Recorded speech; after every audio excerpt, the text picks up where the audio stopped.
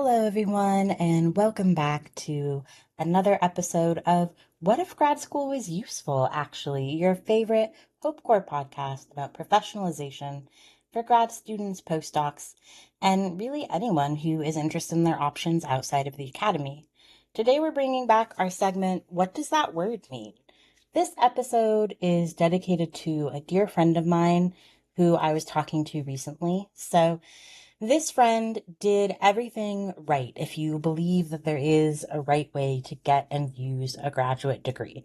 They got their PhD from a top 100 institution, they got a tenure track job, and they have been teaching and doing research for years and have decided that that's just not what they want anymore. And so they're looking for jobs in their geographical area. So I was talking to this friend about what they're looking for and what they want in terms of salary and type of role, remote, hybrid, etc., as well as obstacles to making this transition. And one of the things that they said to me was nobody considers teaching experience.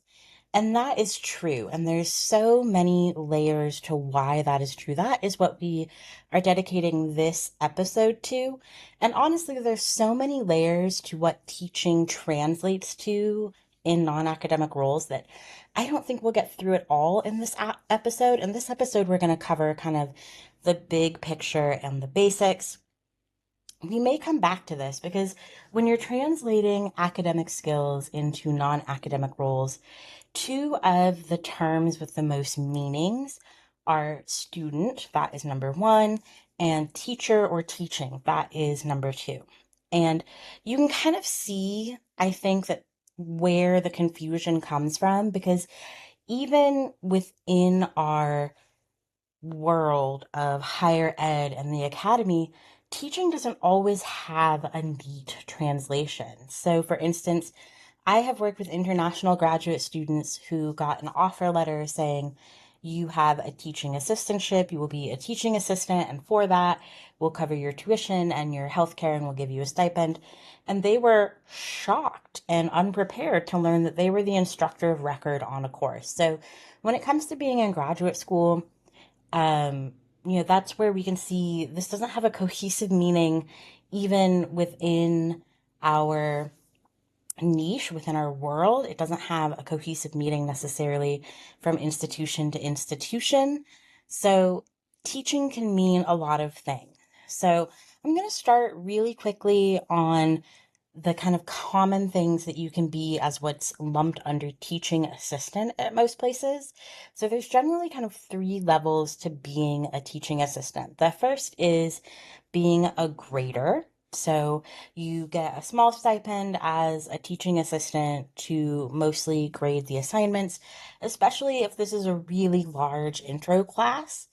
What we often think of as the classic teaching assistant is the position where you maybe hold review sessions or study sessions, you answer student questions, you hold office hours, and you help the professor or the instructor of record prepare materials. So I remember my first job as a true teaching assistant, not as an instructor of record.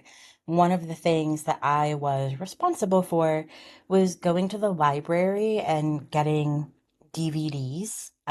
So this was before, I feel like I'm dating myself, but this was before the institution I was at had Canopy, and the professor that I was TAing for loved to use a good video text in class.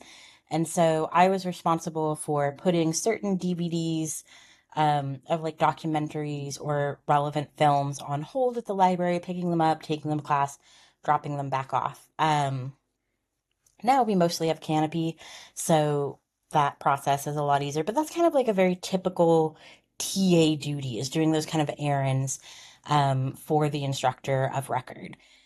And then as a TA, you do have the opportunity to be the instructor of record. And even within that difference of instructor of record, that can mean a couple of different things. So it can mean that you are teaching a syllabus that has been provided to you. So when I think of that, I think of a large intro class that's broken into many sections, like public speaking. There's generally one syllabus so that it is fair for everyone. You implement that syllabus so that everybody is learning the same thing at the same standard, but you are teaching the class and you are doing the grading and preparing the materials, and you have a little bit of leeway in how that syllabus gets implemented as long as you make sure that everybody's learning the same thing and meeting the same standards. And then, even as a graduate student, you can be the other instructor of record, which you can create your own syllabus to teach a course. I did both in graduate school. And the reason that I'm kind of divvying up those categories is because they all translate into different skills in the non-academic world. So I cannot tell you how many graduate students I have met who like being a grader because it's kind of the, I don't want to say it's easy work, but it is the easiest of the options. They don't have to do kind of the emotional labor of meeting the students and holding office hours, etc. Um, but they feel that there's not a lot of professional development there, that they're not cultivating a transferable skill. And that is absolutely false. So I used to teach every semester a workshop on the importance of nonverbal communication. And this was a workshop from a series for new teaching assistants. So everybody had to take one workshop, and some people just take it because it fits with the schedule, not because they're interested. So I would get a number of graders who picked this workshop because it worked with time, but really didn't think there's any way to do nonverbal communication and grading, but there is, right? So down to kind of like the pen color. Red, the traditional red pen of grading can give some people anxiety. So I had a professor who always used a green pen because no matter what your total was, they wanted you to think about growth beyond just this assignment, growth over the semester, right? So, in the same way that there are nonverbal principles that can apply to being a grader, you're cultivating transferable skills. And two of the transferable skills that you're cultivating as a grader is conducting assessment and giving feedback. So, even if you are not creating the rubric or creating the test, the assignment that you're grading, even if you're handed a sheet of answers that you're checking for, that's still conducting assessment. That is still an executive management leadership skill that folks have to use, especially if you are managing people, if you have direct reports. So, assessment is a skill that you are cultivating as a grader. If you do have some role in creating the assignments that are graded or creating the rubric or the answer key, then you're not just conducting assessment, you are creating an assessment rubric or something like that. So you're conducting assessment and you're giving feedback, ideally, feedback for continued growth, which is another hugely important executive skill. So being able to give feedback that is well received, able to be implemented, and leads to growth is really what sets managers apart from leaders. Leaders are able to grow their team through feedback and through structured assessment. And those are skills that you're cultivating as a grader. As kind of the traditional TA, you are cultivating the skills of working on a team, even if it's just a two-person team of you and the professor. But again, you might be a TA for a 600 person class that has maybe 20 or 30 TAs who lead smaller discussion groups, right? So it could be anywhere from a two-person team of you and the professor to a large team of dozens of people. So you're cultivating the skill of teamwork and of ensuring standards across different sections. Again, you're cultivating the skills of assessment and feedback, just as your grader colleagues are doing. Um, you are setting aside time to address concerns, right, from students when you hold office hours. That is almost identical as a manager setting aside some time to connect with staff, hear staff concerns, get ideas for how to be a better department or implement things better. So you're doing all of that, as well as the organization piece that comes along with being a TA. As the instructor of record, you are leading workshops or giving lectures. So either leading workshops, conducting labs, giving lectures, some form of leading a group of people through something, which involves a little bit of public speaking. You might be designing assignments, you might be designing assessments. So how are people going to be graded? What are the standards? Um, so you are doing all of that work, right? And those are all transferable skills. Those are all beyond entry level skills. So let's say you came to grad school for a semester, you were a grader, you realized it wasn't for you, you decided to leave and you're looking for a job. Well, what skills are you going to put on your resume that you gained from your most recent employment as a teaching assistant? And P.S., you're not going to put grader on your resume because nobody's going to know what that means. So, you're going to put that you have experience conducting assessment and providing feedback for development, working as a team, time management. I forgot to mention that for all of these roles, you will probably be using your institution's learning management system. So you're going to have experience with a learning management system. A lot of these learning management systems are produced by large software as service creators like Oracle or PeopleSoft. And so even though you might be looking for a job and let's say they don't use, the exact LMS that your institution used, maybe they're both created by PeopleSoft. And if you're kind of familiar with one PeopleSoft program, you can pretty much get along in a lot of them. So that would be something you'd put on your resume. I have experience in PeopleSoft or whatever the large LMS provider is, or you have experience in an LMS.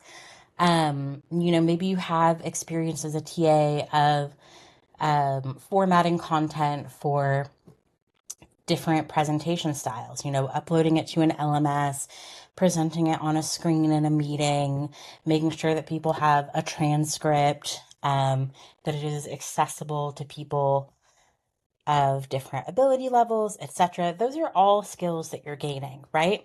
So we're already at 12 minutes. This, I think, might be our longest mini-sode, and you can see, I hope, that teaching has so many different meanings and so many different skills that we lump under this one word. So in honor of my friend who is looking for jobs and is not sure how to translate her teaching experience, I wanted to give one specific example of a job title that you could look for if you are leaving the academy, but you really like teaching and would like a career that allows you to continue to teach. And so, one thing that you can look for is the job of a trainer. So, almost every employer that you can think of, especially if it is an employer of kind of any size, is going to have someone who fills the role of a trainer. And so that can be conducting necessary safety training, that can be conducting on the job training, that can be getting people up to speed on your company's practices and the software you use, etc. It can be professional development training for leaders. There's so many different types of training out there. And there's so many different types of jobs that fall under the category of trainer. So remote jobs, hybrid jobs, in person, and they can be at all different salary levels as well. So this is a really interesting field to look into if you like teaching, but you've decided, you know what, I would like to do this in a different environment. The academy is not for me. Looking for a trainer. Now you're gonna have to be a little bit probably more um, specific in your search. So one thing that's really popular right now is an AI trainer. That's not really what we're looking for. That's not what I mean by trainer. And it's not a personal trainer, and it is not a dog trainer, right? So, some ways to modify your search are to say maybe like trainer HR or HR trainer. Then you're going to start to see some more jobs in this realm of essentially teaching something for a corporation that is required to teach people, essentially. So that's one way you can do it. Another title that you can look at, especially if you have had the opportunity to design your own course. And I want to be clear here, I don't necessarily mean that you got the opportunity to teach it, because that's out of your control. I remember I had designed my dream course. I was going to get the opportunity to teach it as a variable topic my last year in grad school. And then I got a fellowship. So that was fantastic. I was very grateful to have that fellowship, but the fellowship meant that my course, or that open topic slot, went to someone who didn't get the fellowship, right? So I had the course designed, I just didn't get to teach it through kind of no fault of my own. So if you've had the opportunity to design a course, you might look at curriculum development, curriculum writer, because there are so many of these positions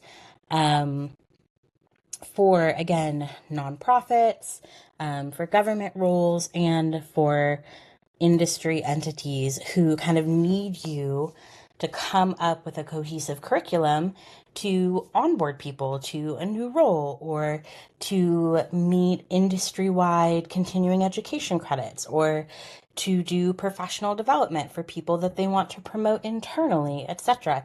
So there's really so many roles if you are interested in teaching.